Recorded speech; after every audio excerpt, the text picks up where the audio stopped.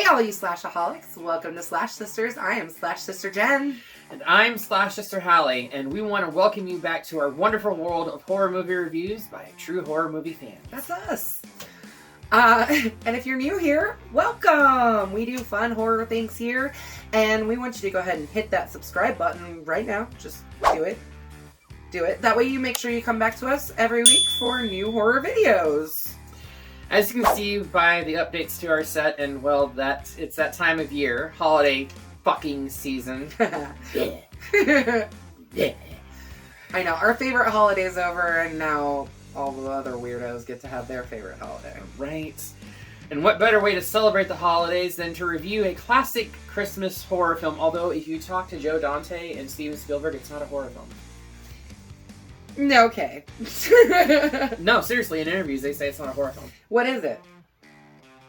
A comedy? I mean, it is a comedy. Comedy, fantasy. That's what the second one's Okay. billed as. Okay. Sure. Now, this movie was written by Chris Columbus, whose writing credits also include The Goonies, which is honestly my all-time favorite movie. Like, I don't think I knew that he did The Goonies. I know Richard Donner directed The Goonies, but I don't think I knew Chris Columbus directed. Chris Columbus wrote that movie. He also directed such greats as Home Alone, Mrs. Doubtfire, and the first two Harry Potter movies, which are the biggest grossing Harry Potter movies out of the whole entire series. I don't know, the later ones did pretty well too. Yeah, I know, but I actually, when I was researching this, the first two are the highest grossing of all of them. So, fun little tidbit there. And let's not forget that this movie, as I so eloquently put earlier, was actually produced by Steven Spielberg, who has been on our review before with Jaws. Yes. And we've talked about him before with, like, Poltergeist. and, and the whole debacle of the MMPA with the whole PG-13. This film and Temple of Doom is the reason why we have the PG-13 rating. Right here. So why don't we just go ahead and jump right on into this Christmas horror comedy? Why don't we, huh? I mean, okay. Like I said, Joe Dante says it's not a horror. Yeah, well. We start our story with Randall Peltzer, an inventor who isn't the greatest inventor, as we see farther and farther into the story, who travels around the country to sell his... Hawk his wares. Inventions?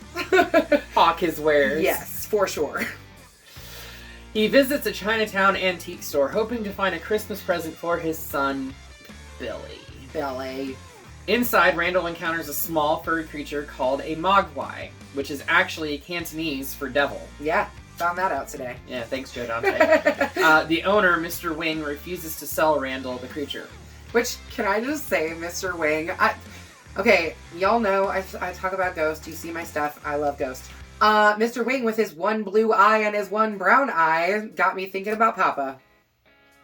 I'm a mess. I'm a hot damn mess. Anyways, Mr. Wing's grandson, because Mr. Wing would not sell the creature to Randall, secretly sells the mogwai to him, warning him to remember 3 important rules. Do not expose the mogwai to light, especially sunlight, which will kill it. Do not let it come into contact with water, and never, ever, ever feed it after midnight. Which I have to point out the whole, like, midnight thing. I know. It's, like... There's many things about the rules that are stretched in this movie. I mean, okay, let's just obviously overlook the whole time zone thing. Yeah. Okay, yeah. With midnight. What's after midnight? 8 o'clock in the morning's technically after midnight. Exactly.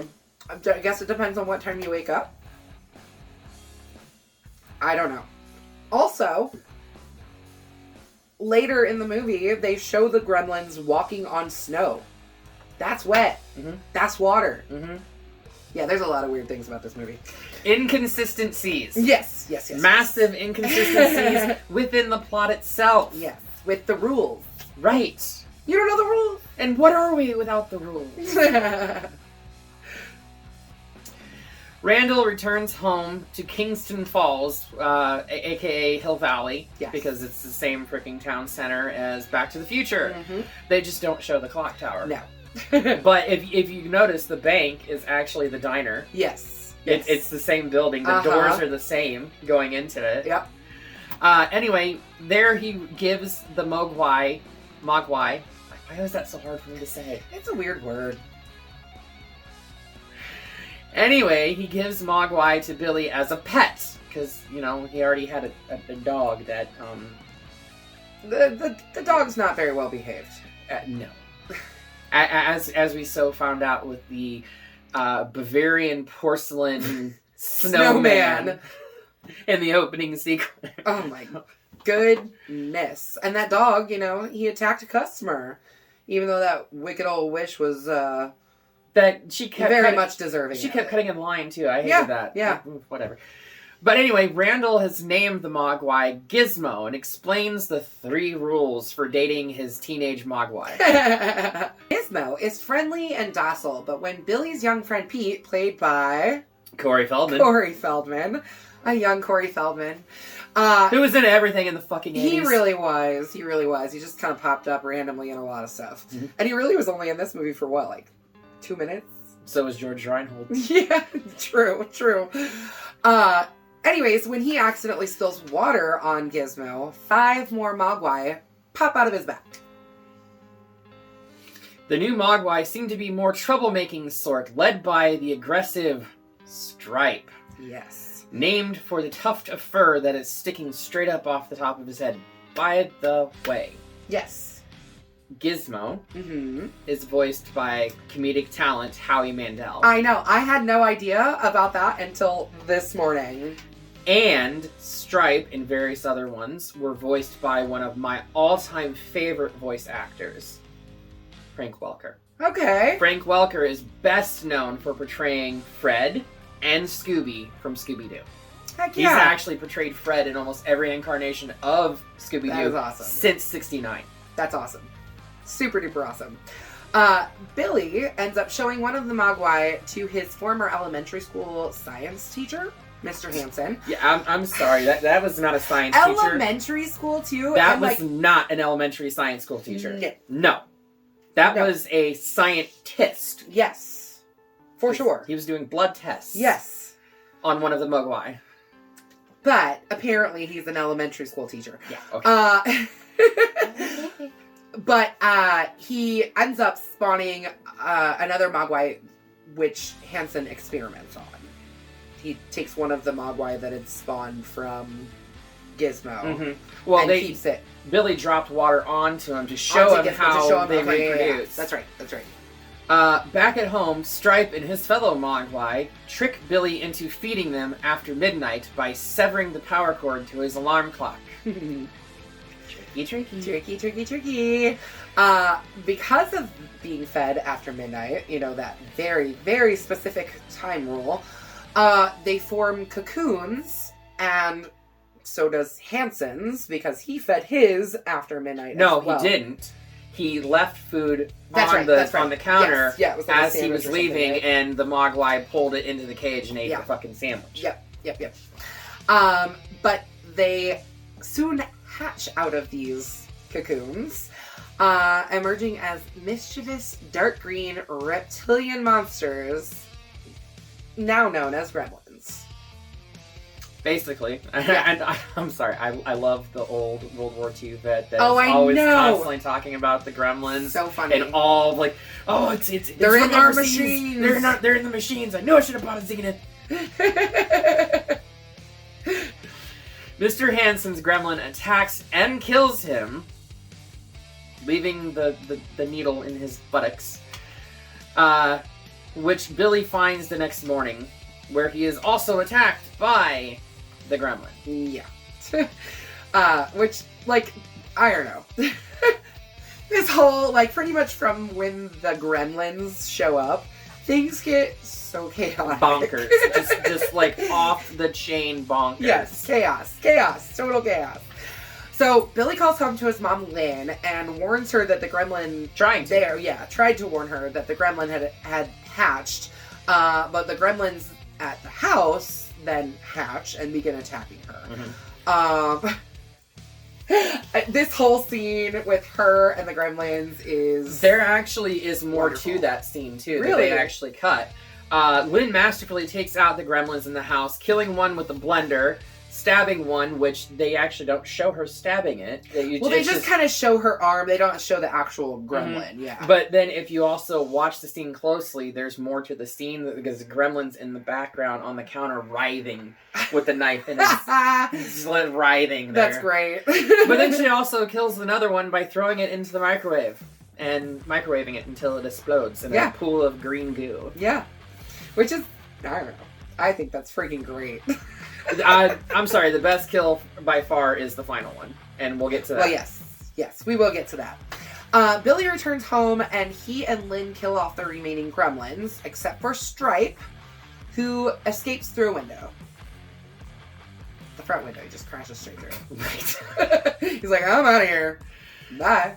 Stripe, deciding to get his exercise on, goes to the local YMCA, where there he proceeds to jump into the swimming pool to spawn an army of gremlins who wreak havoc across Hill Valley. I mean Kingston Falls. Yeah. So a lot of people are injured or downright killed. You got the old World War II vet who, I mean, that's kind of where it starts. The gremlins right. get inside his machine like he was talking about earlier. Right, but, like, you're led to believe that he's dead, and he's not. Yeah. He shows up in the sequel with his wife in New York. Yeah. It is funny, though, because, I mean, like, they make it out like he died. Oh, yeah, sure. Totally. But because it took so long to make the freaking sequel, I think Joe Dante forgot some things. I mean, and didn't he not really want to make the sequel? No, he wanted to, but this didn't perform all that great. Okay. But and then after it came out on video, it got that cult following. Of course. And then, you know. Yeah, like they do. Right. As they do. But the gremlins also attack the Wicked Witch, Mrs. Deagle. Who... Deagle the Beagle. Yeah. Who goes flying out a window on her little... I'm sorry. Her ass was not old enough to be working with a mechanized wheelchair that goes up and down stairs. Okay, especially after we saw her storm through the whole city, stomping up and down like it was no problem. Mm-hmm. You can't tell me that you can stomp through the city and charge into a bank and, like, be moving around perfectly fine and then not be able to get up the stairs. Exactly. Sorry. Don't compute. Anyway, this bitch got exactly what she deserved and ended up in a very small box that landed right in front of like the cops. Yeah. That were driving by. And the gremlins attack and kill a Santa. Yeah. Or someone dressed as a Santa, and like they start attacking the cop cars and all this other stuff. Yeah, I mean, before that though, like, I mean, Billy goes to the police and he's like, look. He tries. He's like, there could be thousands of them now, you know? Hundreds, probably thousands. The police are like, right. Uh-huh, Gremlins. yeah, okay. Yeah. But yeah, then they get a call about the World War II vet. I can't even remember that character's name. Oh, I'm sure he's got a name. He had a name. It was Mr. Something. Yeah, because he was Billy's next door neighbor. Yeah.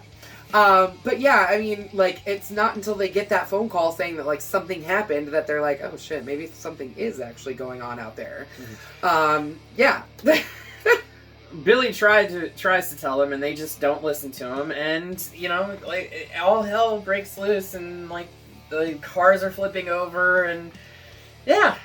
But, again, this is where I was talking about those rules, and how the gremlins are walking through the snow throughout the city, and snow is water. So they should be spawning more, right? Theoretically. If the rules apply. Right. But, anyways, Billy ends up going to the bar where his girlfriend Kate, which I guess they became girlfriend and boyfriend through the movie. Something like that. They haven't been on a date. Right. Judge Reinhold's character, who was in this for all of about 2.5 minutes, he was introduced as another potential love interest for her. Yeah. And in fact, there's a deleted scene where it's like trapped in a bank vault. Oh. Fuck that guy anyways. He was an asshole. Well, he was. Joe Dante felt that the film was too crowded as it was to have 3 leads, so he reduced Judge Reinhold's character to what we see in the film, and that's the rest of the story. Understandable.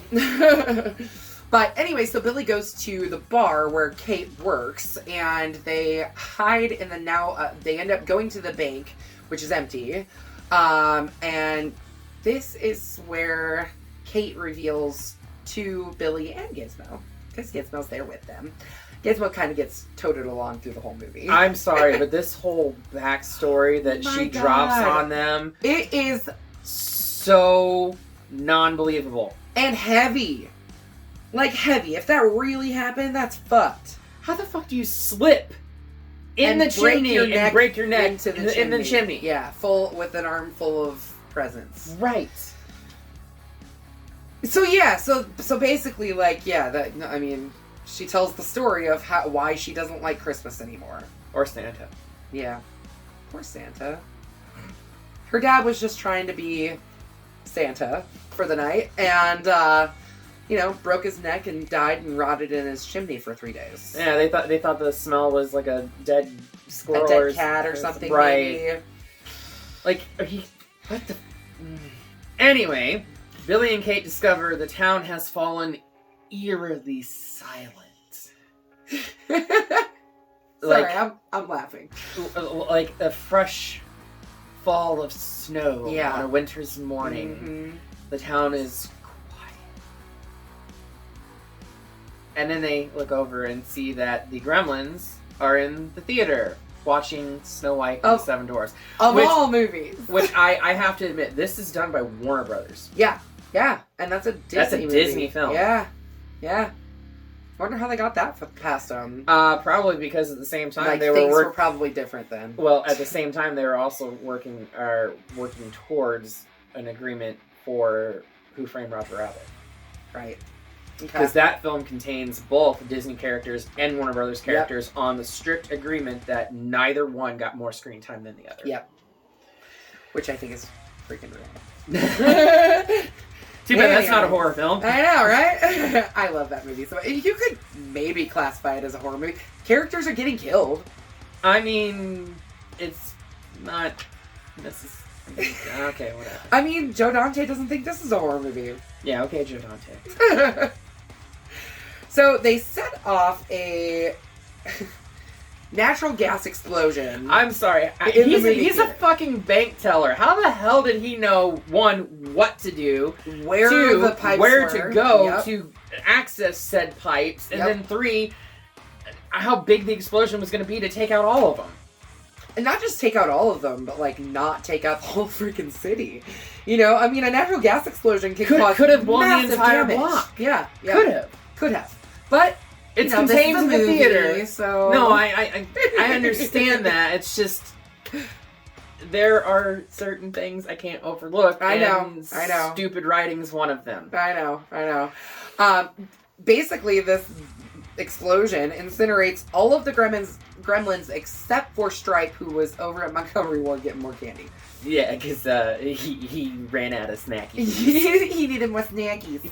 I get it. I always need more snacks, especially when I'm watching a movie. As morning approaches, they follow Stripe into the department store, where Stripe attempts to use a fountain to spawn more gremlins. Yeah, well, little Mr. Gizmo ain't having that. Right, Gizmo to save the day. Yeah. So he opens up a skylight, exposing Stripe to the sunlight, and kills him. But can we just talk for a second? Yes. How he's driving around in Barbie's Oh my god, car. and I love it so much. It's so cute. So damn cute. So I'm not going to show you my feet. No, I'm not wearing them. I was wearing them earlier today. I have a pair of Vans that has Gizmo all over it. And one of them is Gizmo riding in the car. I love it. So yeah, love that part. Love that scene in the movie. It's so good. As local news reports on the day's mysterious tragedies, Mr. Wing reclaims Gizmo at the Peltzer home, adding that Westerners do like what they do with everything and destroy and fucking not all listen, right? He scolds the Peltzers for their negligence and criticizes Western society for its carelessness with nature. I mean, I do agree with that. Yeah, we as Western civilization are terrible with treating things the way they're supposed to be treated and following rules. And I mean, I mean, I didn't graduate high school because I didn't follow the rules. However, as he turns to leave, Gizmo, who had bonded with Billy quite a lot, I mean, they were literally attached at the hip, He bids the young man go. Bye, Billy. Mr. Wing kind of concedes that Billy may be ready someday, but not yet. But Gizmo will be waiting when he is ready. Mm-hmm. So, which is kind of a cool little thing, and obviously we do eventually get a reuniting of Gizmo and Billy in the second one. I'll admit, it's been a while since I've seen the second one. I don't know how Gizmo gets back with him. I don't remember either. I know, like, Billy's, like, moved out into New York. He's, I don't even remember. It's been a while since I've seen the second one, too. I just know that Gizmo's there. Yeah. Yeah. That's all I remember is that Gizmo's there. And, like, the same shit happens, you know, water and spawning and... But it's in New York at a television station that is doing genetic modifications in a different part of their television. That's a different movie, though. Yes, it is. Yes, it is.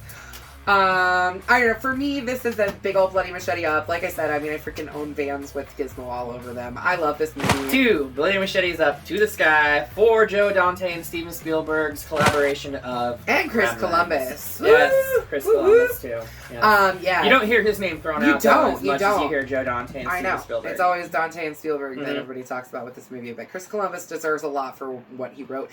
At the core of this movie, there is a lot of heart behind it. There's a lot of heart. And there's a lot of, like lessons to be learned from it, too.